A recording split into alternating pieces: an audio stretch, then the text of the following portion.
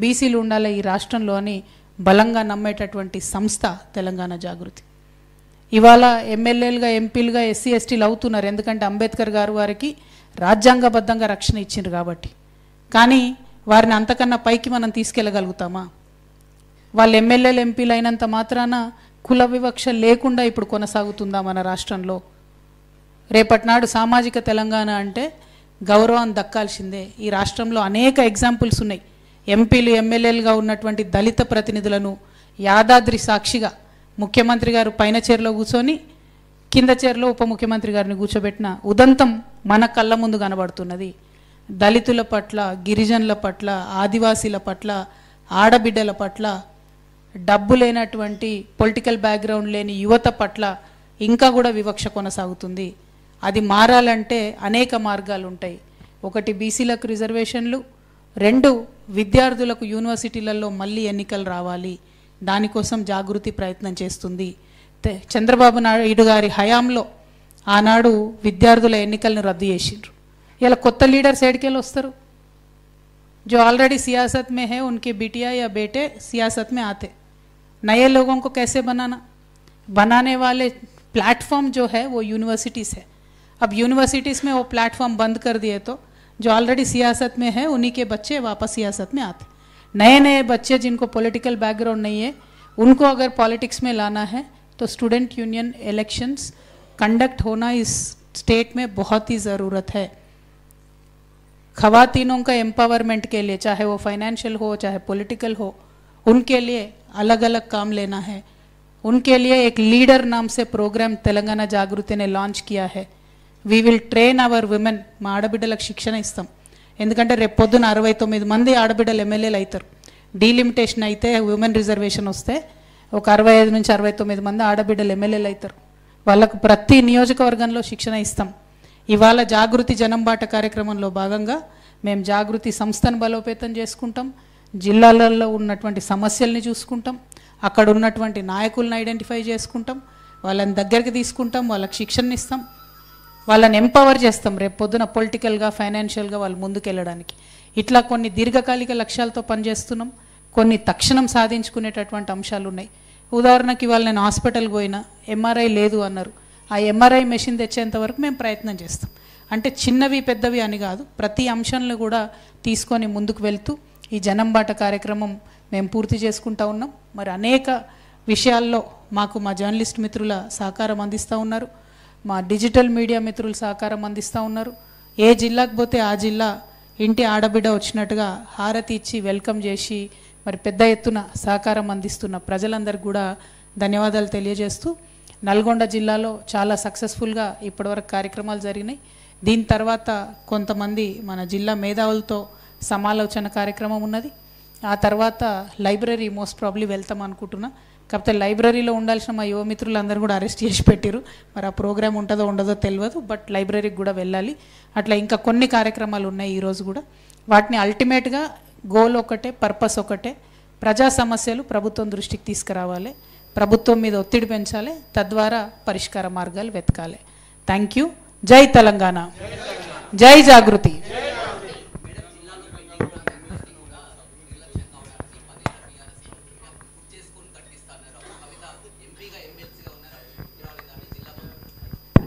జిల్లా మంత్రి ఎక్కడన్నాడా? నేనైతే వార్తలలో చూడలే, నువ్వే అడుగుతున్నావు బ్రదర్. మీరు అడిగితే మీరు అడుగురి, మంత్రి గారి పేరు ఎందుకు వాడుతురు మధ్యలో? ఎనీవే, విషయం ఏంటంటే అనేక చోట్ల ఎక్కడైతే మన ప్రాజెక్టులు కడతా ఉన్నారో అక్కడ నిర్వాసితులు సఫర్ అవుతున్న మాట వాస్తవం. అది వేరే ప్రభుత్వం బీఆర్ఎస్ చేసిన తప్ప, కాంగ్రెస్ చేసిన తప్ప అని మనం తూతూం అయిపోయి అనుకుంటూ కూర్చుంటే వాళ్ళు సఫర్ అయితేనే ఉంటారు. నేను రిక్వెస్ట్ చేసేది అదే జిల్లా మంత్రుల్ని. మీ జిల్లా నుంచే ఉత్తమ్ కుమార్ అన్న కూడా ఉన్నారు, మీ ఉమ్మడి జిల్లా నుంచి, కాబట్టి ఆయనను కూడా రిక్వెస్ట్ చేసేది ఒకటే, దయచేసి మీరు ప్రాజెక్ట్ సైట్స్ విజిట్కి పోండి. అక్కడి ప్రజల దుఃఖాన్ని మీరు కళ్ళతో చూడండి. చూస్తే పరిష్కరించాలనేటటువంటి తపన మీకు కూడా రావచ్చేమో అని చెప్పి నేను భావిస్తూ ఉన్నాను. చాలా కష్టాలలో ఉన్నారు, వాటిని తీర్చండి. మళ్ళీ చెప్తున్నా, నేను తప్పు ఎవరు చేసినా తప్పే. అది బీఆర్ఎస్ చేసిన తప్పే, కాంగ్రెస్ చేసిన తప్పే, జాగృతి చేసిన తప్పే. ఇవాళ బీఆర్ఎస్ తప్పు చేసింది కాబట్టి కాంగ్రెస్ని గెలిపించారు ప్రజలని కాంగ్రెస్ వాళ్ళు చెప్తున్నారు పదే. అట్లాంటప్పుడు వీళ్ళు కూర్చొని వీళ్ళు కూడా తప్పులు చేస్తే వీళ్ళని మార్చి ఇంకొకరిని గెలిపిస్తారు. కాబట్టి ఆ పరిస్థితి తెచ్చుకోకుండా ప్రజా సమస్యల విషయంలో తక్షణమే స్పందించాలని ప్రభుత్వాన్ని కోరుతాం.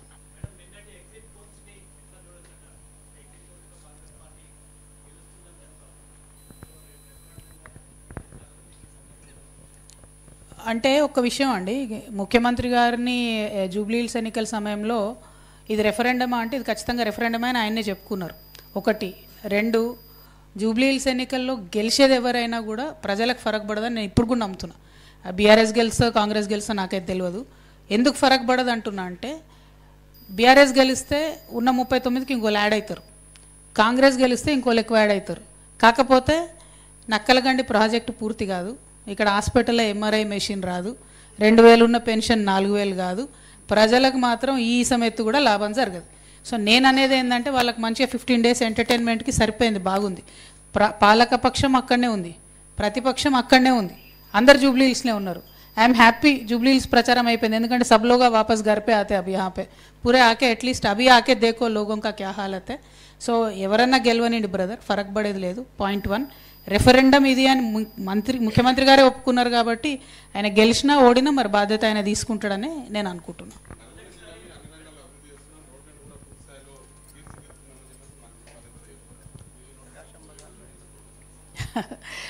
చెప్తున్నా కదా, మైక్రో లెవెల్లో చాలా ఇష్యూస్ ఉన్నాయి నల్గొండలో. ఫస్ట్ ఇష్యూ, ప్రజల ఆరోగ్యం బాగుండాలంటే ఏ టౌన్లో అయినా సరే అండర్ గ్రౌండ్ డ్రైనేజ్ ఉండాలి. 15 ఏళ్ళ నుంచి ఇక్కడ పెండింగ్ అవుతుంది. మరి ఇక్కడ మంత్రివర్యులు అయితే ఈయన చాలా పాపులర్ మంత్రివర్యులే, గట్టిగా మాట్లాడి పని తీసుకోదగ్గ వ్యక్తే అని మేమైతే హైదరాబాద్లో అనుకుంటాం. మీ నల్గొండలో ఏమనుకుంటారో నాకు తెలియదు కానీ మరి అట్లాంటి వ్యక్తి కాబట్టి తక్షణమే immediate focus under ground drainage మీద పెట్టండి. మీరు రోడ్లేసుడు కాదు, రోడ్ కింద కూడా మురుగు ఎట్లా పోతుంది అన్నది చాలా ఇంపార్టెంట్. ఎందుకంటే ఇప్పుడు ఇగ్నోర్ చేస్తే ఇంకా 30 ఏళ్ళకు పాపులేషన్ డబుల్ అవుతుంది, భయంకరమైన రోగాలు వస్తాయి. కాబట్టి మీరు రోడ్ల మంత్రిగా ఉన్నారు కాబట్టి రోడ్ల కింద వ్యవస్థ ఫస్ట్ బాగా చేసి మీద రోడ్లు వేస్తే బాగుంటుందని నేను కోమటిరెడ్డి అన్న గారిని రిక్వెస్ట్ చేస్తున్నా. అంటే ఇది ప్రజల ఇష్యూ, నా పర్సనల్ ఇష్యూ కాదు, ప్రజల ఇష్యూ కాబట్టి నల్గొండలో డెఫినెట్గా అండర్ గ్రౌండ్ డ్రైనేజ్ ఉండాలి. ఒకటి. రెండు, ఇక రోడ్ల విషయంలో నాకు చాలా విషయాలు తెలిసినాయి. ఇక అది మాట్లాడితే పాలిటిక్స్ అవుతాయి. వేసిన రోడ్లు వేసిరని, మళ్ళీ అక్కడక్కడనే తిప్పిరని, అవసరం లేని 2-3 ఆల్టర్నేటివ్స్ వేసిరని, ఇవన్నీ డబ్బుల కోసం వేసిరని ఇక చాలామంది చాలా చెప్పిర్రు. నాకు వచ్చేటప్పుడు మాకు ఎవరో ఒకరు మీలాంటి పత్రికా మిత్రులు ఇన్ఫర్మేషన్ ఇస్తారు కదా, చాలా చెప్పిండ్రు. అవన్నీ పాలిటిక్స్, అవి పక్కన పెడదాం. ప్రజలకు అవసరమైంది మాత్రం అండర్ గ్రౌండ్ డ్రైనేజ్ నల్గొండలో అది వెయ్యాలి.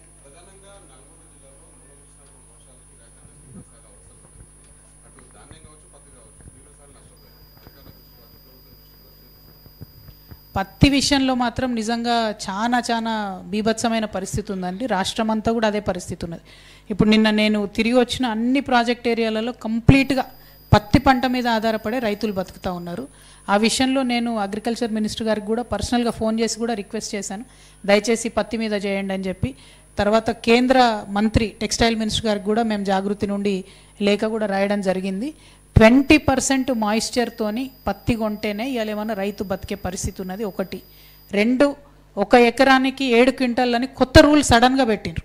ఎందుకు పెట్టిర్రు అన్నది అర్థమైతలేదు. అది తీసేసి పాత రూల్ ఏదైతే ఉందో 12 నుంచి 13 క్వింటాలు కొనేది అదే రూల్కు పోవాలి. దానివల్ల మాత్రమే రైతుకు లాభం అయ్యేటటువంటి పరిస్థితి ఉన్నది. ఇక పత్తి మార్కెట్కి తీసుకొచ్చినప్పుడు తేమ శాతం మీద విపరీతమైన ఇబ్బంది పెడుతున్నారు. అదే సాయంత్రం అయ్యేకల్లా బ్రోకర్లు కొంటారు, భయంకరమైన తేమ ఉన్న కొంటారు, మళ్ళీ అది కూడా సీసీఐకే పోతుంది లాస్ట్ వరకు. సో ఆ మ్యాచ్ ఫిక్సింగ్ అన్నది మనందరికీ తెలుసు. కానీ డైరెక్ట్గా మార్కెట్ యార్డ్కి వచ్చేటటువంటి రైతులకు మాత్రం ప్రభుత్వం చేయూతనియాలి. అట్లీస్ట్ 20% తేమ శాతం వరకన్నా యాక్సెప్ట్ చేయాలి అని చెప్పి నేను మళ్ళొక్కసారి పత్రికా ముఖంగా ప్రభుత్వాన్ని డిమాండ్ చేస్తూ ఉన్నాను.